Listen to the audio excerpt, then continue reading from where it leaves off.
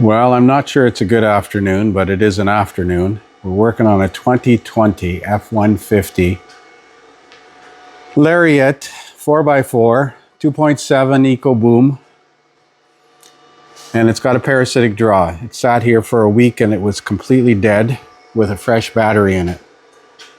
I looked at it last week and this is what I've got for a parasitic draw. I've got a disconnect switch installed in the battery negative cable. And you can see I've got 46 milliamps, which is borderline, they say typically under 50. But if you watch it about every 30 seconds, it'll jump up to 135. You can see the min-max in the top left corner. And it's systematic, like a module is trying to ping the bus. Come on, do it again. There it goes. So 137 milliamps. To add confusion to the mess, we've got a P0620 for the charging system control circuits and a P065B. And it says service charging system, yet it's charging at 13.5 volts, which is the default voltage. I've got connector 146 unplugged, and I disconnected the output wire on the alternator at the battery junction box here. This is the 300 amp stud here, the second one. I took that off, isolated the alternator, and I've got the C146 connector unplugged. I wanted to load test the wires down at the alternator, but it's damn near impossible to get to. I've got my hoist tied up, and on a creeper I can touch the connector, but I can't unplug it. See, it's spiked up again to 236 milliamps.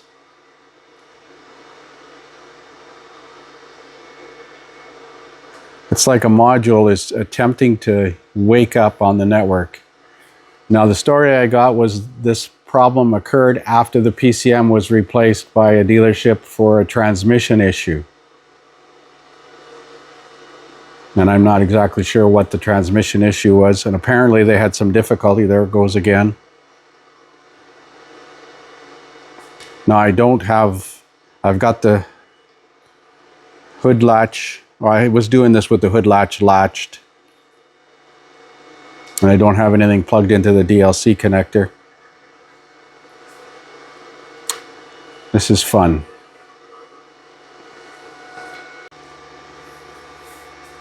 So I disconnected the ECM. 31 computers left to isolate it. I checked voltage drops across all the accessible fuses in the battery junction box and the smart junction box under the right A pillar. You can see it's spiking. And about every 25-30 seconds it'll jump up to over 100 milliamps. So it's like a module is pinging the network, but I checked for activity on 6 and 14 at the CAN bus at the DLC, and 3 and 11 at the DLC, and no activity, no voltage present whatsoever. But that's only 2 of the networks, and there's several other networks that are proprietary in this thing.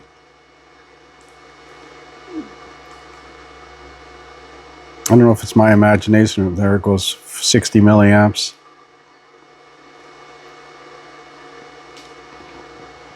Sometimes it'll spike up to 100, as you can see. It hit 245 one time. And it lasts about 25 seconds and then goes away. I even measured each and every fuse to see if there was any fuse that had partial voltage on it, like from voltage bleeding through a connector or something, and they either measured 0 or 13.55, because I've got a clean battery charger hooked up to this thing so the battery doesn't deplete.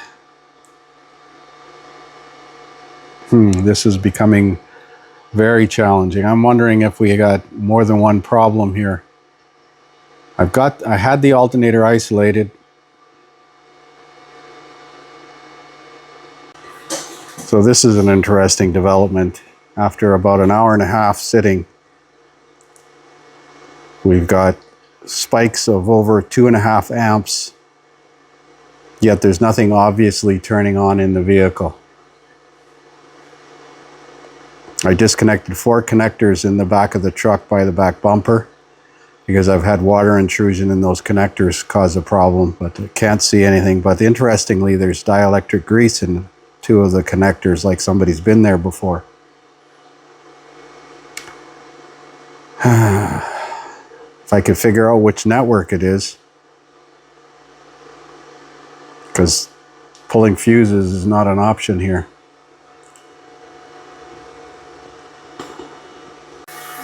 So I was trying to get the tailgate open, and the remote is supposed to open the tailgate. The tailgate solenoid, or what electric release, clicks, but the tailgate doesn't release for some reason. But I noticed when I walk up close to the truck with the key fob,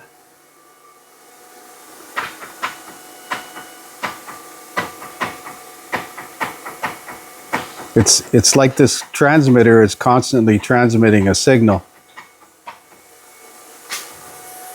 Now I had it on my bench, and I checked with a TPMS tool to see if the transmitter was transmitting a signal, and it doesn't pick it up, but it responds to it when I press the lock button and the unlock button.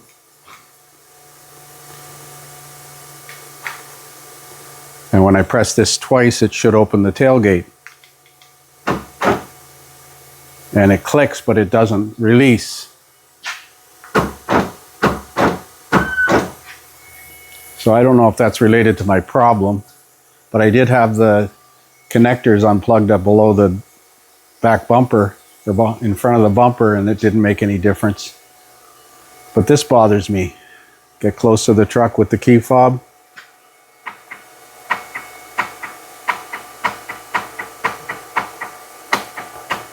I'm going to take this key fob and bring it in, put it 50 feet away. So I put the key fob outside the shop about 100 feet away, so it can't be communicating with it now. But now I've woken up the BCM and various electronics in the vehicle by locking and unlocking the doors. Let's see what happens after 20 minutes. So I waited about 5 minutes, and I've changed the time base to 1 minute, and you can see it spikes up to about 390 milliamps and drops down to 330 every 30 seconds or so. And it's consistent, like a module is trying to wake up or go to sleep or something. But again, we have to wait 25-30 minutes for modules to go to sleep. But I predict it's going to be the same thing, but 15 to 150.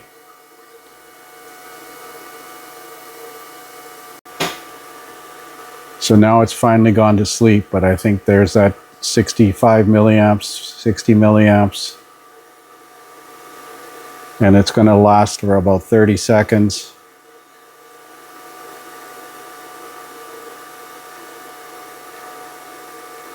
So it's not the key fob, but some hocus pocus is going on. I mean, the door shouldn't repeatedly lock and unlock. I wonder if that's a sign of the RFA, remote function access module, malfunctioning. I mean, I have a 22 Lightning. When I walk up to the doors, they don't automatically lock or unlock until I touch the door handle, but I got that feature turned off. So you can see it lasted for about 30 seconds because this whole screen is 1 minute. And there it goes again. I'm going to leave this thing sitting. I'm going to put a AC power supply on my meter.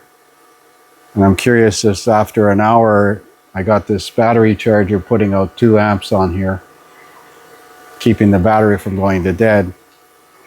But I'm curious as to whether or not I get that 2 amp draw after an hour. I'm going to make sure I bring the keys in the house.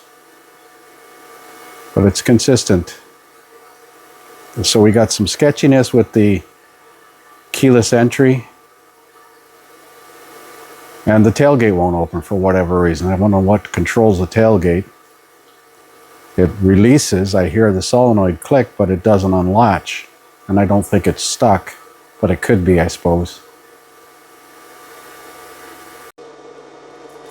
So it's 48 hours since I left this truck. I have the key inside the house now, away from the truck. And I come out to the truck and it's been sitting here now, like I said, 48 hours, and there's no parasitic draw now. It bothers me that the key fob was reacting with the power door locks like it was when I was standing. I got to go in the house and get the key and see if it wakes up the truck when I come close to it. I know it will. But as you can see, we got 14 milliamps of current draw, and it's not spiking up every 30 seconds. Now this truck had the ECM replaced at the Ford dealership, and they apparently had difficulty programming the ECM, and they had to put a second ECM in for whatever reason.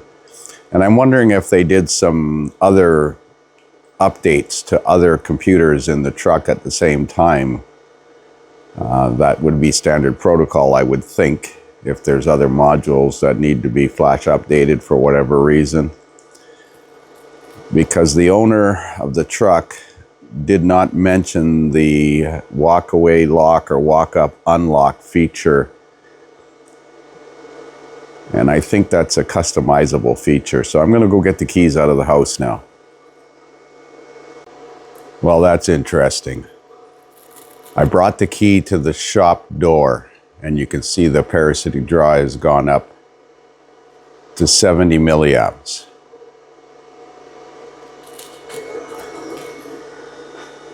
Let's replay this.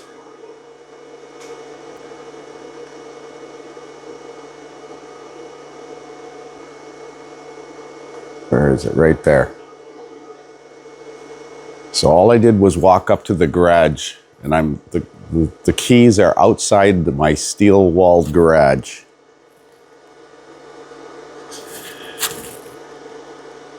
Now, the other day I had taken the key outside of the garage, but I assumed it was far enough away not to affect it, but it appears that that key is transmitting.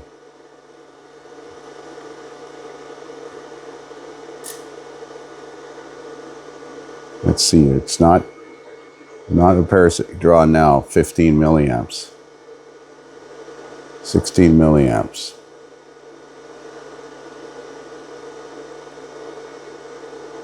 I'm going to go grab the key bring the key in the shop. There it goes, 60 milliamps.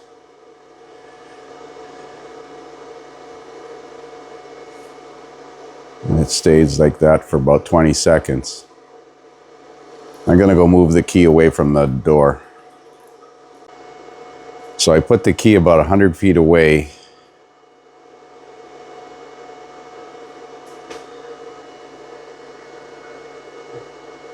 The truck is obviously trying to do something. But is it related to the key?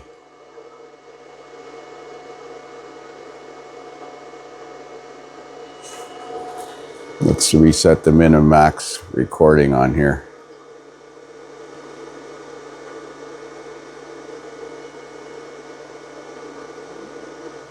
$14 milliamps, 15 milliamps. I'm starting to doubt myself here. But I saw it when I came out, and I had forgotten the key in the house. And the house is about 150 feet away from the shop. Plus the shop has steel walls inside and out, so I would think that would block the signal. But there it is, waking up every 30 seconds or so like it was doing before, but it was not doing that when I came in here and had the key in the house. So now we're going to let it sit and see what happens again. It is, according to this clock, 10:30 a.m. So at around 10:40, the current spiked up over 500 milliamps. And now we got this repeated pinging of roughly, well, let's reset the min max and we'll see what it is. roughly 50 milliamps, like repeatedly pinging.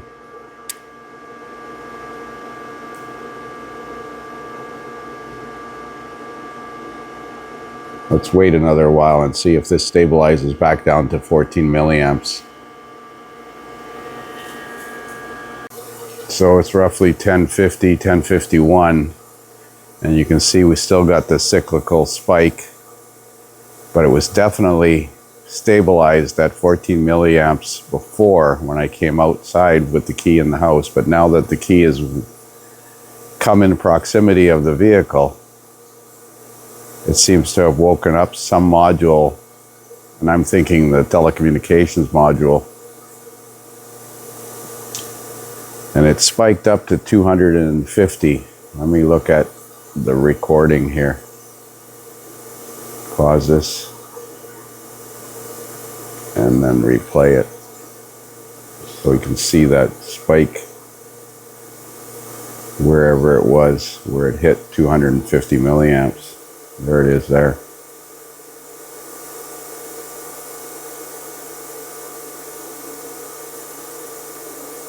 There's a higher one actually. That one's over 500. But when I recorded the, reset the min and max, it hit 250, 248, I think. I can't read it. 256.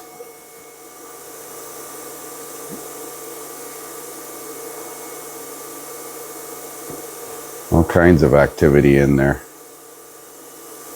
I wonder if we can find the fuse that powers the TCU and pull that fuse.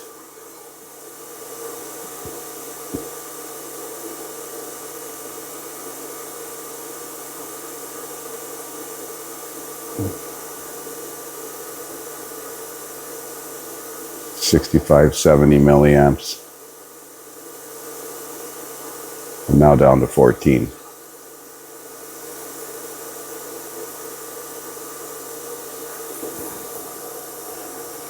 This is so frustrating, this truck.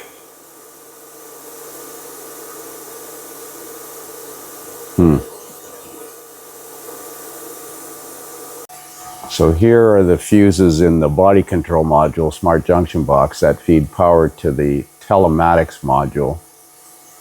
But they also feed power to the gateway module. So when I pull that fuse, it's going to disable the battery power to the gateway module. Fuse 15, which is supposed to be a 10 amp fuse, and fuse 12, which is a 7.5 amp fuse. Now on this layout here, it looks like those are triple leg fuses, but I'm not sure. Anyways, I'm going to pull fuse 12 first. So I pulled fuse 12, which is a triple leg fuse. It's the sixth one up from the bottom. It also pulls, because it's a triple leg fuse, it also pulls fuse 13. So inadvertently we've disabled fuse 12 and 13. And it woke up something because it's the amperage spiked there a couple of times now. But I'm going to see if my cyclical 60 milliamp is there still. We got to wait. Well, it spiked up to roughly 50 milliamps here, but it didn't last the typical 30 seconds like it did before. Let me reset the min-max.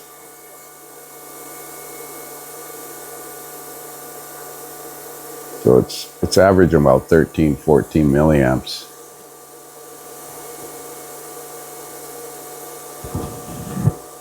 So you got one momentary spike up to 61 milliamps according to this, but not that cyclical every 30 seconds where it spikes up for 30 seconds to 60, 70 milliamps.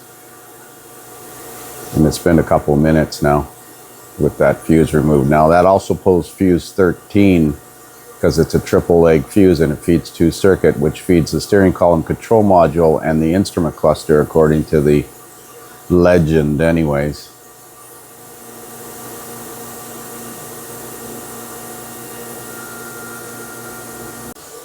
So I've sent my assistant in the house to get the key fob, and we'll see what happens as they walk up to the garage here. Now that fuse 13 and 12 and 13, the triple leg fuse, is removed from the battery or the VCM. So I got the fobic in my hand, and I'm going to press the unlock button, and the door is still unlocked. As you can see, the parking lights came on. So obviously that telecommunication module is not disabled completely, because, well, I'm assuming the telematics module is what the keyless entry uses, but I don't know for sure. Now the parking lights just went off, but we've woken up the beast, unfortunately.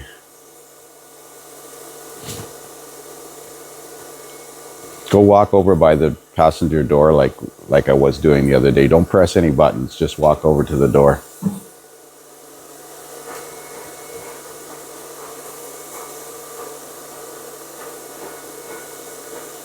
So I don't know if the camera's picking that up,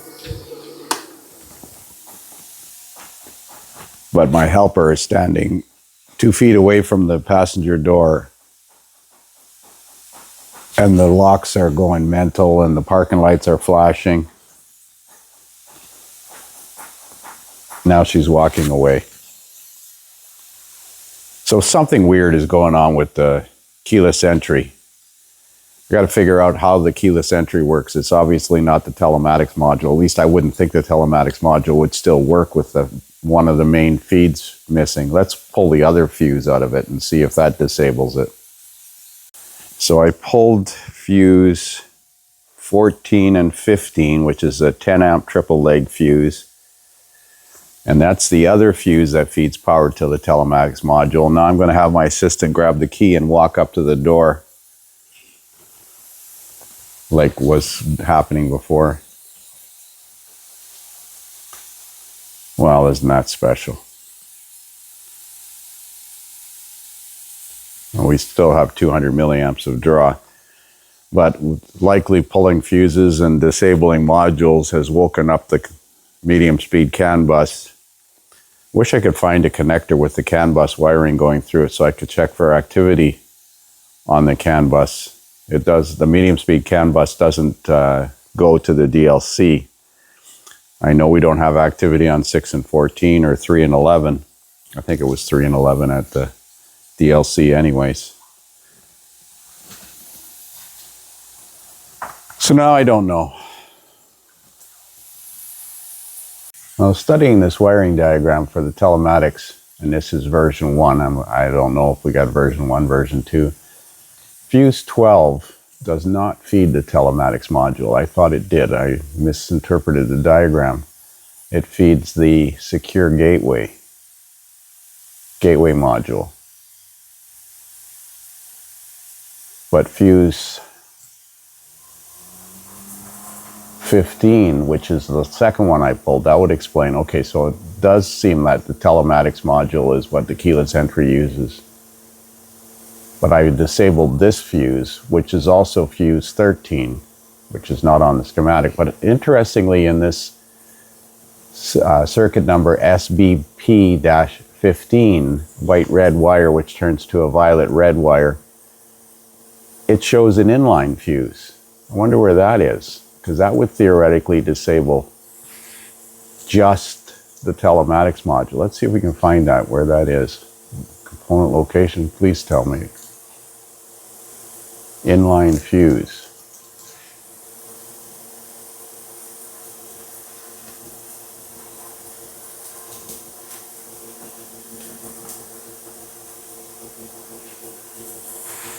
Where the hell is that? Behind the glove box?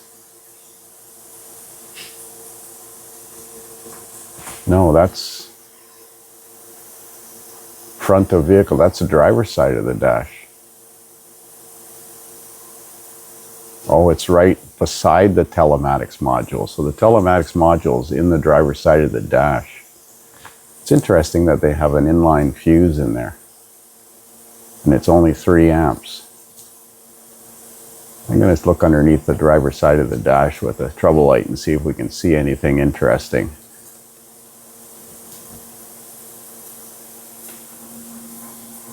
Now I forgot what diagram I was on.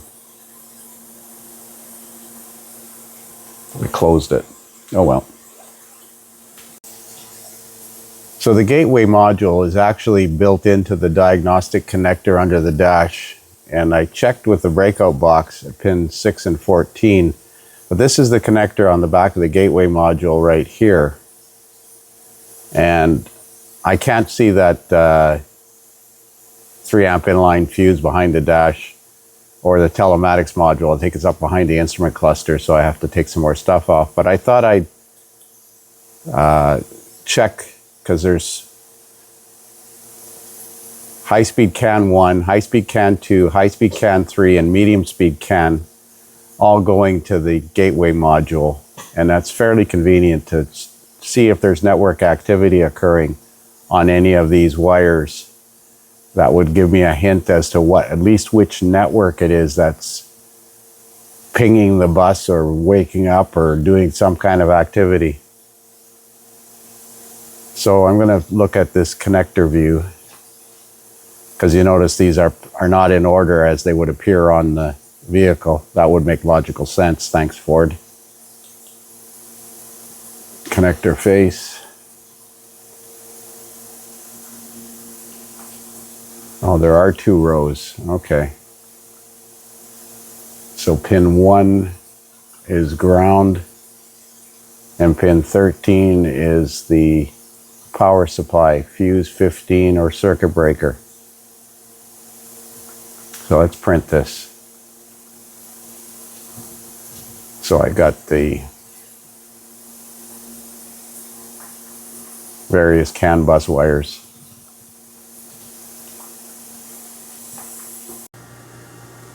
So there's the back of the gateway module, which is the DLC connector. There you see it on my finger. And I'm in medium speed CAN signal wire right now. And there's 0 activity on the lab scope. None of these wires have any activity. So there's pin 22 and 23 are medium speed CAN. Pin 19 and 20 are high speed CAN 1. Pin 17, 18 high speed CAN 2.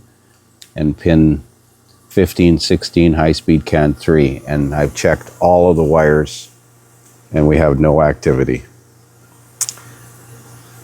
I don't know where that telematics module is, but I'm going to have to see if I can find it. Because when we remove that particular fuse, it kills a bunch of circuits. So when we remove this particular fuse here, I'd like to find this fuse and disable it. But when I remove that fuse 12, sorry, this one here, fuse 15, it disables this and the gateway module, and it disables the keyless entry.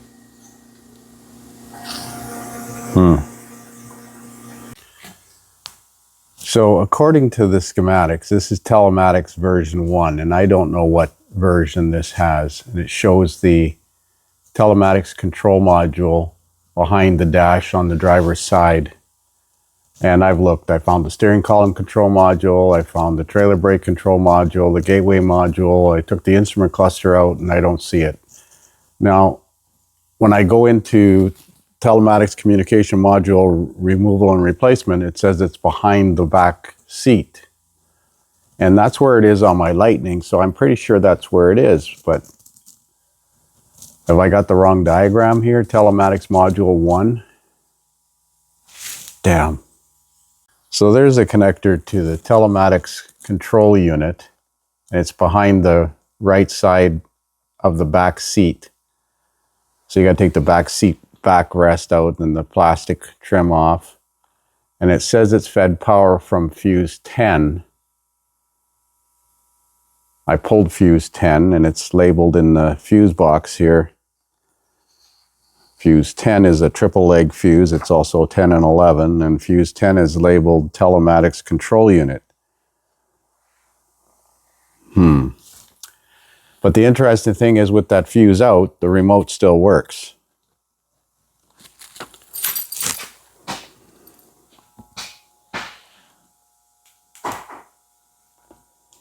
But this is what bugs me. I'm going to walk up to the truck with the remote in my hand.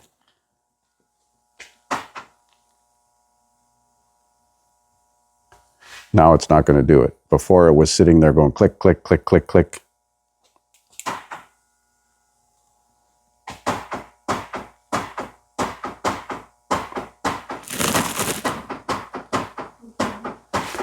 Now that is definitely not normal. It doesn't do it on the driver's side, and if I get away from the truck. So I'm wondering if that door handle is extra sensitive. See, it doesn't do it on the driver's side. Now if I touch the door handle, it unlocks or locks.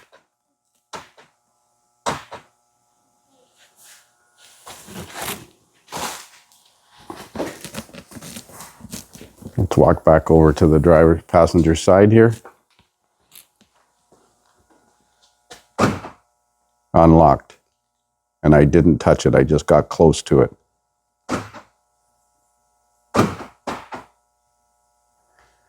I'm going to disable this door handle somehow.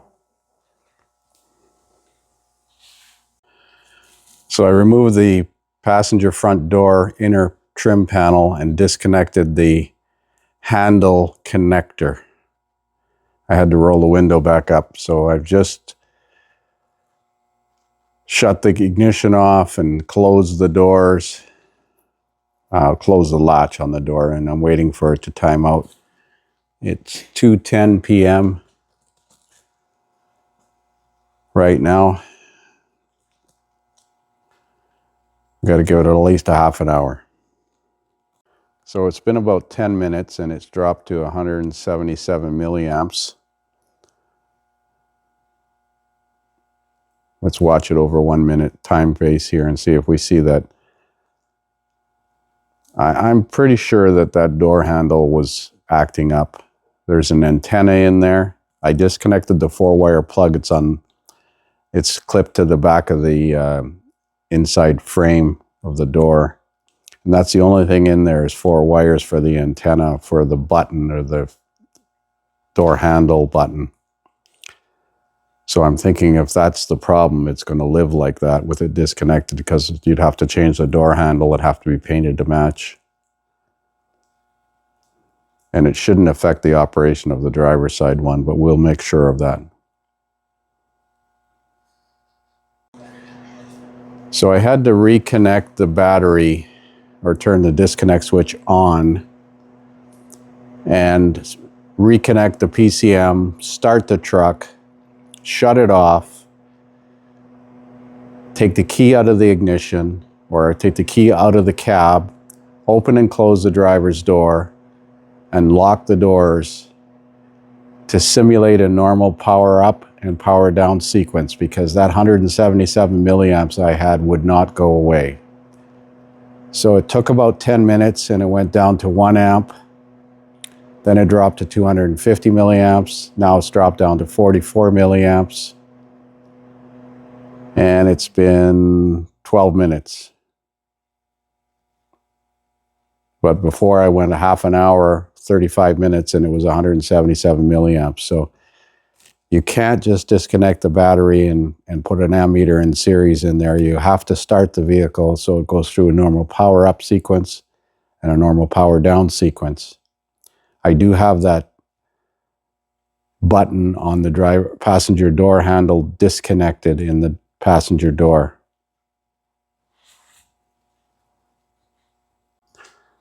So I had forgotten that I removed the triple leg fuse 10 and 11 that supposedly feeds the telecommunications or the telematics control unit. With that fuse out, we don't get this cyclical roughly 100 milliamp increase, 90 to 100 milliamp increase every 30 seconds. I just restarted the vehicle and opened the door and shut the door, and it goes to about 2 amps for the first minute, then it drops down to about 1.7 amps after 2 minutes, and then it drops to around 400 milliamps after about 3 minutes. So I'm going to let it sit now and see what happens. I've got everything back together, except that passenger door handle sensor disconnected. It just spiked up to over 500 milliamps, and now it's dropped back down to 380, 370, 320. It's been about 7 minutes.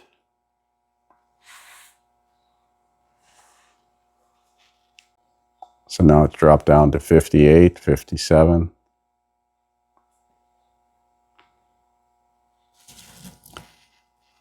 59.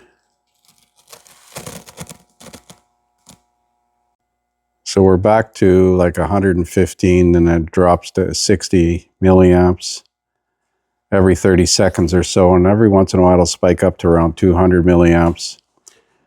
And it's doing that ever since I put fuse 10 back in. But fuse 10 is a triple leg fuse. It's also fuse 11. So I'm going to measure the voltage drop across fuse 10 portion of that triple leg fuse and see if the voltage drop coincides with this increase in current flow on the meter every 30 seconds or so, as you can see. Remember, this screen is 1 minute long, so it's happening roughly every minute.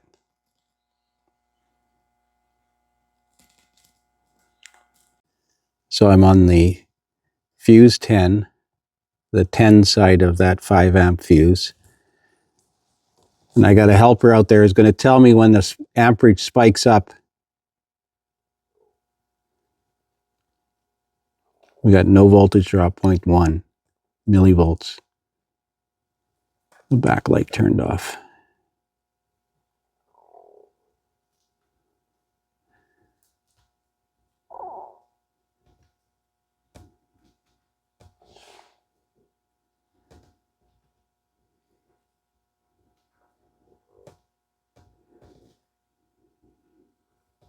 Come on. There. Did it spike up? Yeah, it's at 105. Tell me when it goes back down.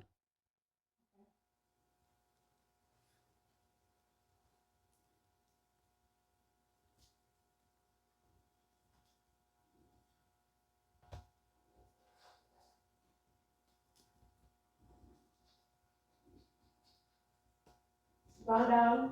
So that's definitely that fuse 10. Let's see if there's anything else on that fuse besides the telematics control unit. So fuse 10 in the smart junction box / BCM is circuit SBP10, yellow red wire, and it goes directly to the telematics control module. Let's search for SBP10 in any other wiring diagrams to see if it, because sometimes it does branch off and go someplace else, but SBP, can I copy this? Oh yeah. Control C. Let's search for it in any other schematic. Control V. And see if it shows up anywhere else in the wiring diagrams. Audio system.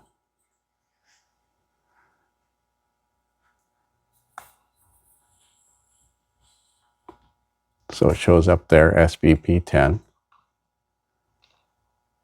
I guess the telematics control module is part of the audio system. Satellite radio, yeah, that makes sense. Okay, what other diagrams? Sync navigation, sync.